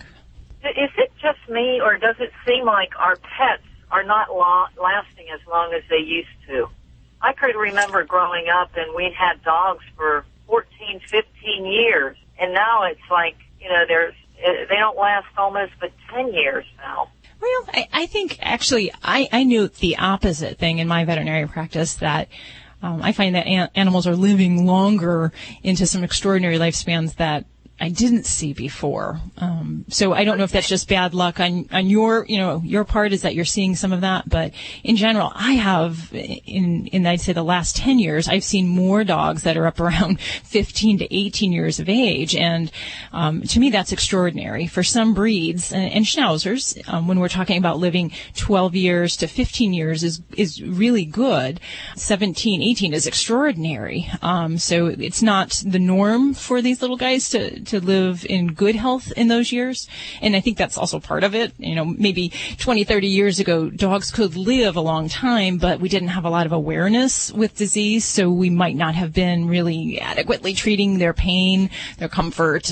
I'd have to say that, I feel that they're definitely living longer with better nutrition and dental care and all that. Okay. Well, thank you for taking the time. You've satisfied, my curiosity and many questions that I've had since Harley's passing, and I really do appreciate that. My pleasure, and my sympathies on behalf of everyone at Animal Radio. Absolutely. Thank you so much for listening. 1-866-405-8405 is toll free to the Dream Team. Dr. Debbie answering your vet medical questions. Alan Cable, our dog trainer extraordinaire. Dogfather Joey Villani and animal communicator Joey Turner, all here at your beck and call. Dr. Debbie made that lady feel good. Did I? Yes, you think? Did. Not only are you a great veterinarian, you're like a therapist. You're really good. You know have what? A great bedside manner.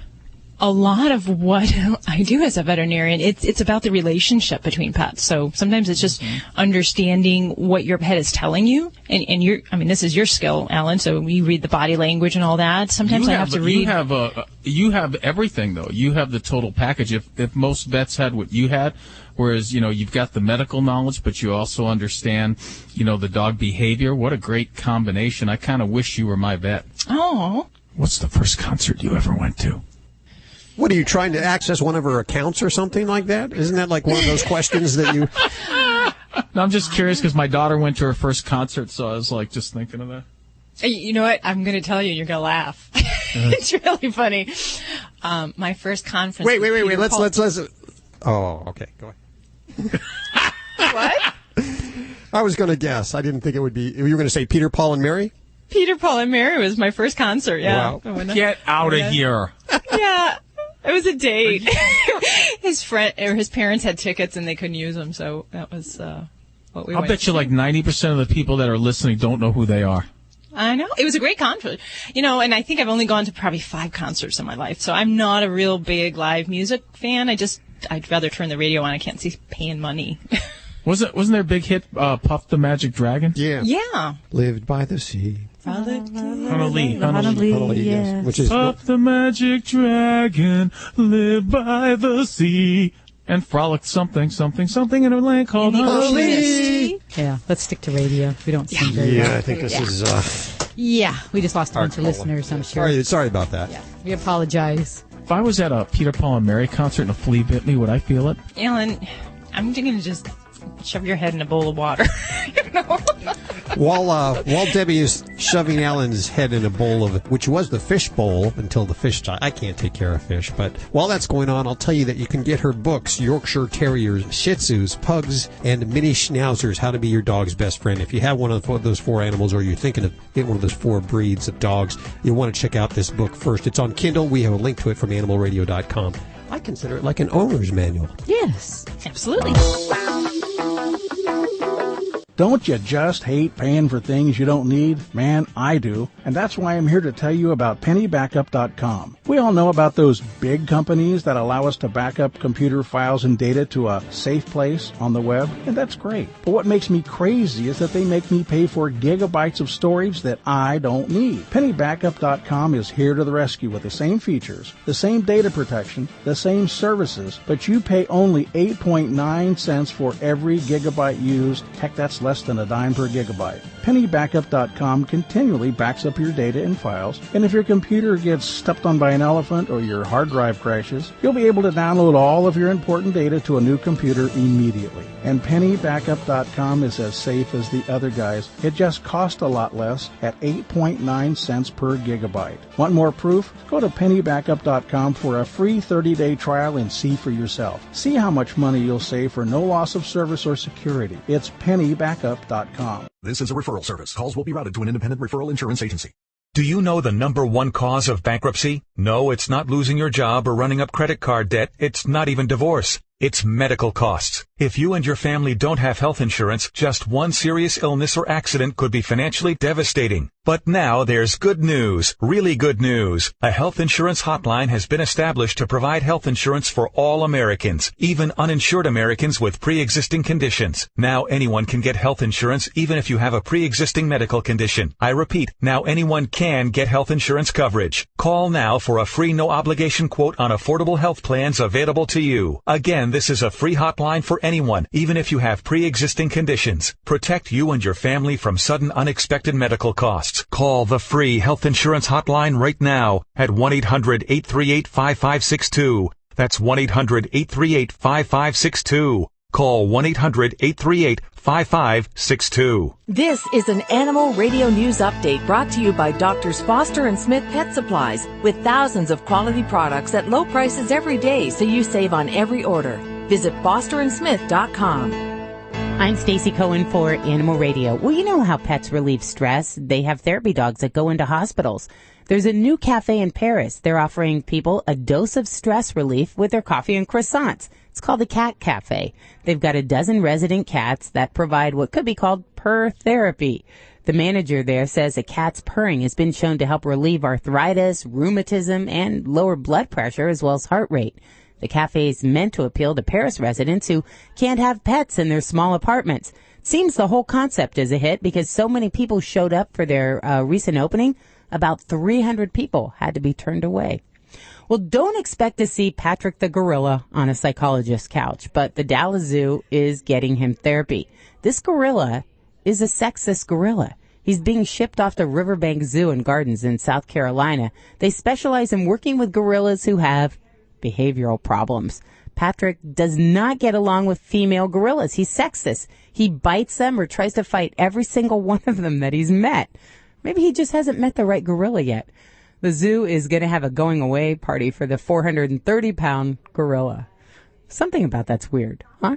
The Las Vegas Zoo reportedly closed for good. Visitor Jackie Shermasian was disappointed when she found out. Nice little zoo, it was not a lot of problem getting in and out, and that's why we came. Federal officials and city inspectors visited the zoo over complaints about the enclosure and the diet conditions. Their formal report should be out within a couple weeks. The entire zookeeping staff quit within the last 2 weeks. Well, despite his 3 decades in the salmon industry, one Swedish man says he's never seen anything quite like what he's calling the Jesus salmon. Lars Ludvigsson told the local that he was filleting tons of fish that come across the assembly line at the factory in Gothenburg when a coworker started shouting about something that he'd found. Turns out the discovery was a fish with black scales on its white stomach that formed a perfect cross. Lars says that he's dubbed it the Jesus salmon for fun, and then the name stuck. Well, some of his fellow assembly line workers were convinced that the fish was a sign from God, but Lars didn't hold that quite same regard. He said he kept the Jesus salmon to himself, and he was going to enjoy a blessed dinner until he realized that this fish had become a celebrity and didn't think it was right to, to eat it. So he's taking that fish on tour.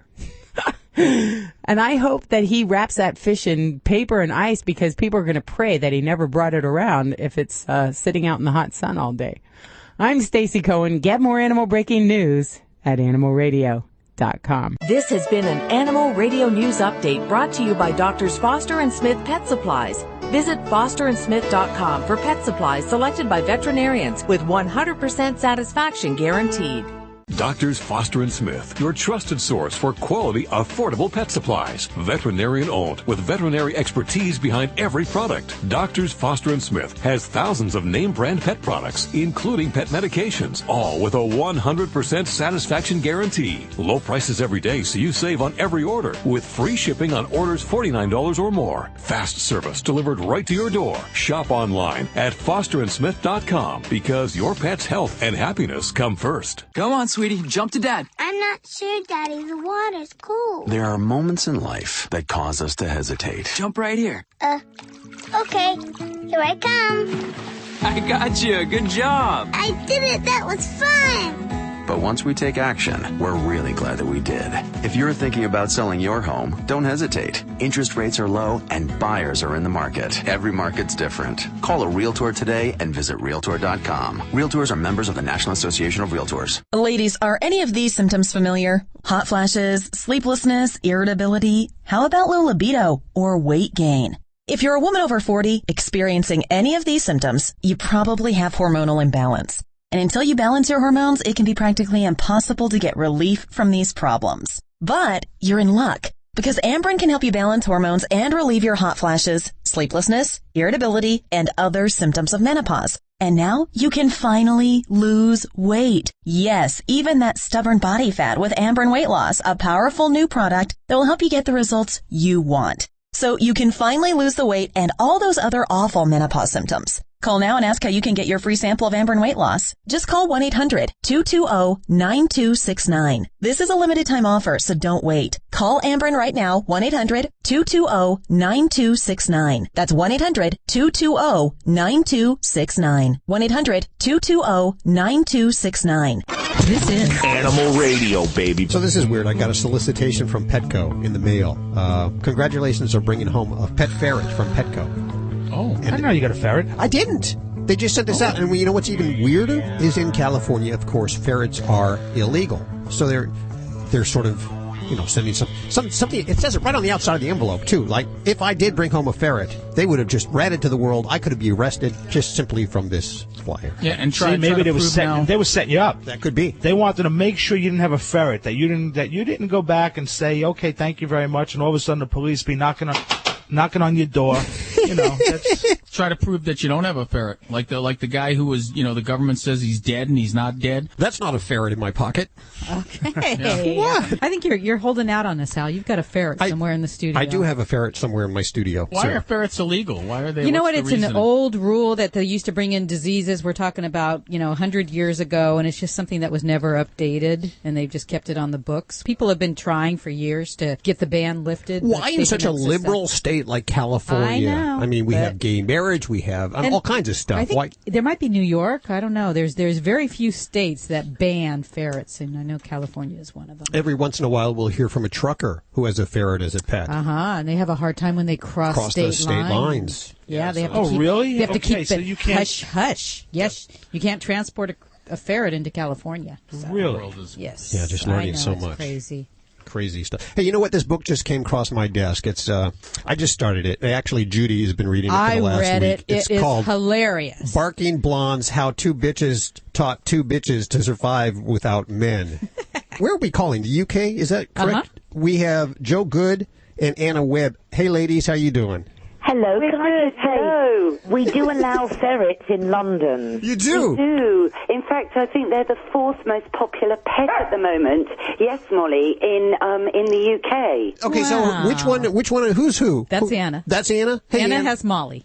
Anna has Molly, and Molly is like Spuds McKenzie. What was Spuds McKenzie, the dog? He was a bull terrier, and he advertised the Budweiser advert, I believe, in America in the late 70s. I'm sorry, Molly wants to join in the interview. Okay. Well, I'm going to hold up a picture of you and Molly, and I think people will agree that when you live with your pet for a while, you start to look like them, and they start to look like you. I have a very long nose. You do have a long nose. You two look. Also joining us is Jo Good, who's no stranger to radio. You work in the UK on radio, is that correct? That's absolutely right. Both Anna and myself, we work for the BBC. I do a radio show every single day of the week for the BBC, but for one of those days, we have, and we're so envious of you for what you do, because just for one day a week, we are allowed to do a dog show, which used to be called Barking at the Moon when we were on late at night. Now we've been moved to a primetime daytime slot, and it's called the Barking Hour. And like yourselves, we talk about animals. We talk mainly about dogs, and we have dogs on the show. We have very famous dog owners on the show, and we used to have them with their dogs. We used to have our dogs in the studio with us, and then suddenly, because we were moved to primetime radio, the BBC banned our dogs. I know. And we were mortified. They won't let them in the studio? Oh, yes. I mean, it has taken a lot of the fun out of doing it, because Molly, as you can hear, is trained to speak on command, and she used to open the show, didn't she, Jo, every night with her famous little barking. No, wait. I'm really ticked off. The BBC won't let the dogs in the studio, and why is that? Well, see, the thing was, when we were on late at night, there was no one in the studio, because it was late night radio. There was just us and our producer, all the BBC security guys downstairs, but they turned a blind eye to it. So we'd bring all our dogs in. We had very famous rock stars bring their dogs in. Then when we come on prime time, there was an email went round and said somebody is allergic to dog hair, and there was dog hair in Studio 24C, which was our studio. And that meant a total ban, unfortunately. So you two must know, you can't argue with people who've got allergies. Or radio people, really. Radio management, you can't argue with them. No, or radio management, you're absolutely right. But whilst Anna's dog, Molly, will bark to command, and she's got a miniature bull terrier, I've got a British bulldog.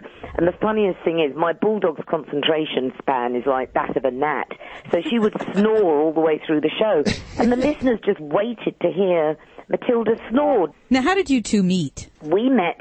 I was filming a BBC documentary on fur kids. Are you familiar with the term fur kid? Oh, yes. Sure. So, myself, a woman of indeterminate age and an ex-actress, I'd never wanted children. In fact, I'd never had a maternal instinct, and until I got my bulldog, and then I became very maternal and very motherly, to be quite honest. And the BBC asked me to film a documentary interviewing other owners of fur kids, and Anna was my very first interviewee, and I travelled to her flat in North London, this gorgeous flat, and every single thing in this flat is bull terrier. The door knocker, the plates, the cushions. Every photograph is of Molly painted, Molly in plaster, Molly lamps, everything. Well, I arrived with the camera crew, and they weren't particularly dog friendly, and they said, "Can we just get this interview in the can and then move on?" And I saw Anna in the hall of her gorgeous Islington flat. She had Molly sitting so obediently by her feet, and she was feeding Molly meatballs from her bra. Her bra? Oh, beauty. Hey, can she do that for me? There is a logic behind that. She says, quickly trying to defend herself before all your listeners must think I'm completely barking, which is this. I grew up on meatballs, you see, being half Swedish.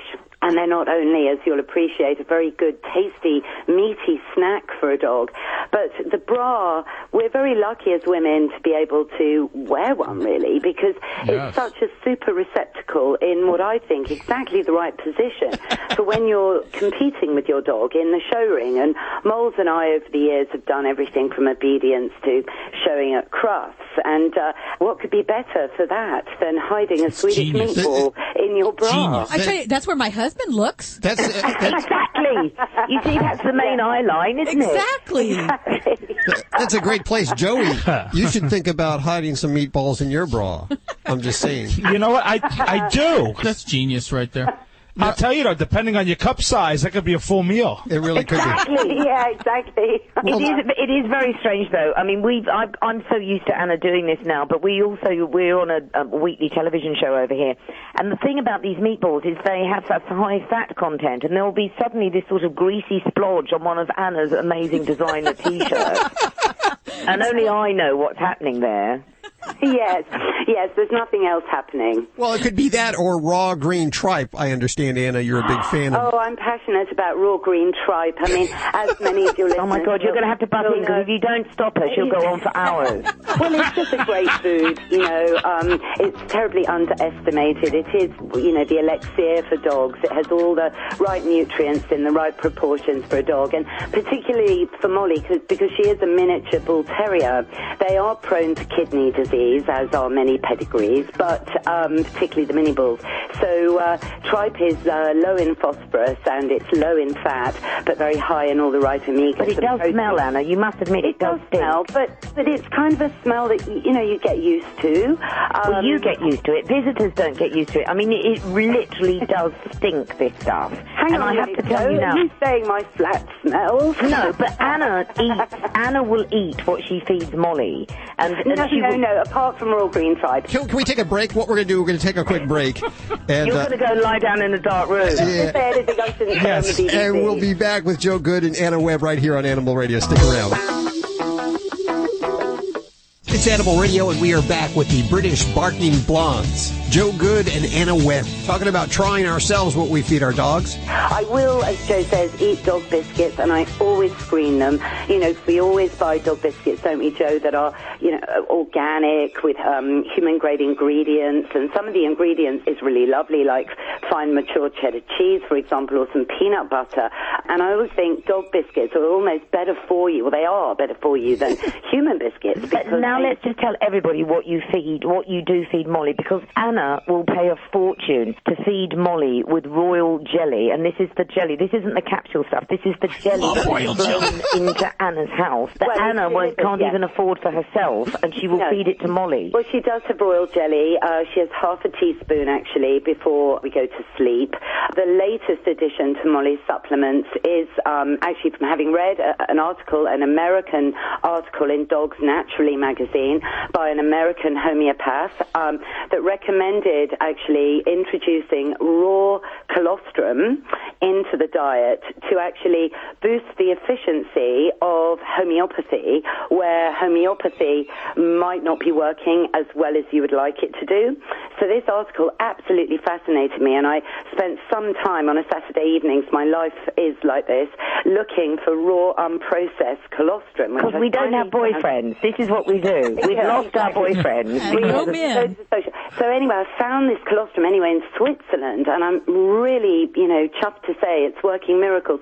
So I do actually supplement Molly's diet a lot, but it is otherwise comprised of finely chopped or pureed raw organic vegetables, minced tripe and chicken heart, and fish oils and green-lip mussel and devil's claw, and I can go on and on. What do you eat? 12. I must say here in my defense, Molly is 12, so we have to really look after her as you do a geriatric dog and so on, and hopefully, yes, we do a good job. She's looking pretty good. Isn't colostrum that stuff that they put on those Lay's potato chips for a while that everyone had, always was running to the bathroom? You remember that? Yeah, I don't. No, I don't know if that is. Oh, God, if you say that, Anna's going to go crazy. No, she'll be Googling tonight. She'll never sleep. No, it's the first milk. It's a real immune booster. It's basically, before antibiotics were invented, people took colostrum because it's the first milk that the calf or the horse or the mare will give the foal, or even the human gives its baby. Yeah. Isn't royal jelly harvested from the Queen's Indifference? Isn't that where it comes from? But we have to tell you, this is no word of a lie. Molly, unlike Anna and myself, has the teeth of a 2-year-old. And this is all because of all this stuff that Anna pours down her throat. Diet. Her raw diet has kept her teeth in extraordinarily fabulous condition, and we're awfully proud of her teeth. Vets get her age wrong. You get a vet to get her age, and they'll say 4, and that's because her teeth are in such good nick. But they don't get our age wrong at all. Well, no, I only wish that I could say that, I was like my dog in so much as I look as good as Molly. If I can look half as good as Molly when I'm her age, which is 80, I'll be really happy. Are you not wondering why we're both in on a Saturday night? Yeah. I was just gonna ask you. You need to tell the story of the last time either one of you brought a man home. Do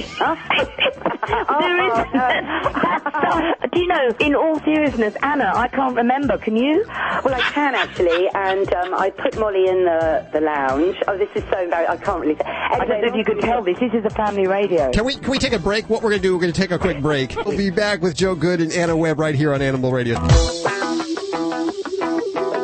You're listening to Animal Radio. If you missed any part of today's show, visit us at animalradio.com or download the Animal Radio app for iPhone and Android.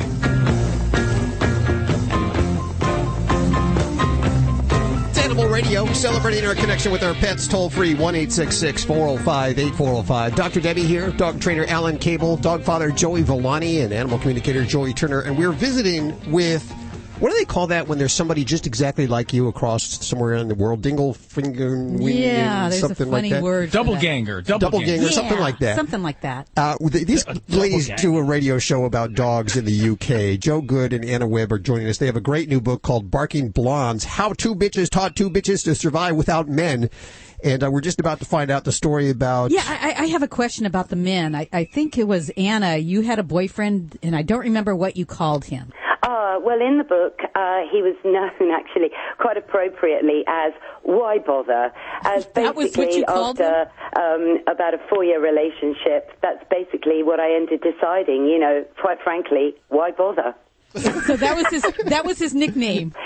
That's his name in the book. For legal reasons, he had to be known as Why Bother. Anna said to me that, Anna, I hope I'm not putting words in your mouth, that we had to give him the proofs of the book to read, and he turned to her and went, he said, "Why bother? You've called me why bother?" I know.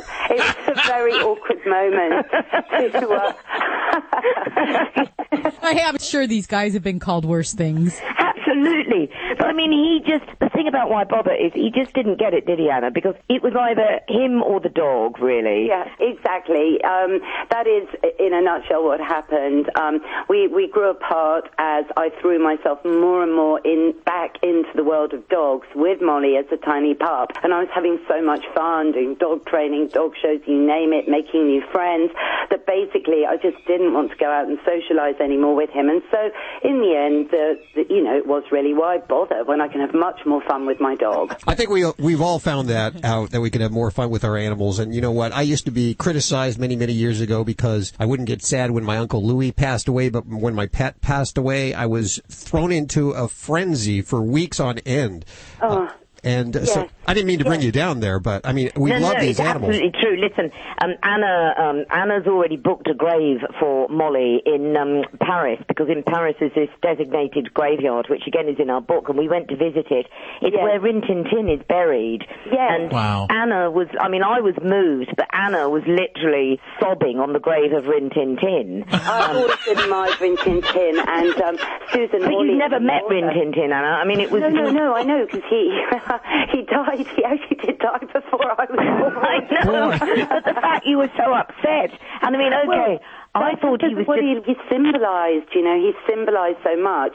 He was really the first dog, and there was another German Shepherd called Strongheart at the same time. They were kind of competitors, but Rin Tin Tin broke boundaries. He earned more money than Greta Garbo, a week. Wow. He earned more money. He saved Warner Brothers from bankruptcy by his amazing prowess on the silver screen. This dog had done more, than most, actors or film companies ever do now. And that's just the amazing thing, and the power of the dog to symbolize everything really that America stood for in the 1920s, loyalty, hard work, success, triumph over adversity. And his story was such a rags to riches story as he came from the trenches in France with Lee Duncan, the soldier, who turned him into this film star. During the Depression, they worked together, teamwork, and that's also just epitomizes one man and his dog. And I love that. I love the fact that the Parisians have a graveyard for dogs. We don't in London, They have real integrity. And this graveyard is so gothic and so bleak, and yet actually really uplifting, isn't it, Anna? Really uplifting. It's called the Cimetière des Chiens, and honestly, apart from Rin Tin Tin, there are various film star dogs there. There's even actually a monkey buried there, and several race horses, because it is for all animals. But it's the huge feeling of love that overwhelms you when you're there. So whilst everyone else in Paris was eating and shopping, we were sobbing over the grave of Rin Tin Tin. And so Molly has been allowed to reserve a little plot, not a very big one, I hasten to add. But as I lived in Paris for a year many years ago, I do feel a connection with the city, and they are so dog-friendly also in France compared to us here in England. That, but listen, let's not talk about sad things. Well, you know what, we're so out of time, but I've had so much fun, we're going to have to do this again. I want to give away 9 copies of your books right now. Barking Blondes, How Two Bitches Taught Two Bitches to Survive Without Men. Jo Good and Anna Webb, the authors, and joining us. And hopefully we can do this again very soon. Can we sign off the way we sign off at the BBC? 1, 2, 3, Anna. Woof, woof. I love it. Before we get out of here, I want to check in with Susan Sims on the Get Your Licks on Route 66 tour, the adoption tour across the United States on Route 66. Today she's in Chicago, the Windy City at Paws, 1997 North Clybourne Avenue. And hey, Susan, how are you doing? I'm doing good. I have to tell you and Judy that I almost got a twin for Ladybug. I was in working in Oklahoma City, and there was the cutest little apple chihuahua, had like 7-month-old little boy, and I thought, Ladybug needs a brother. Yeah, right. Well, how many pets have you adopted out so far? I think we're getting close to 100, so we're pretty stoked. I mean, it's been a wonderful, wonderful tour, and people have been so generous donating money left and right. Yeah, people ask me, where can I give my money? Should I give it to the ASPCA? Should I give it to the SPCA, the American Humane Association? Forget all three of those. Really, you need to give locally to these small little shelters that can really use your money. Tomorrow you'll be at the Animal Protection League. That's in Springfield, Illinois at 1001 Tainter Road. And of course, we'll put all this information over the website. And then on Wednesday, October 16th, Wayside Waifs, 3901 Martha Truman Road in Kansas City, Missouri. You're going to Kansas City. You're going to try some of that barbecue while you're there? Well, I'm the token vegetarian, but I'll watch my husband.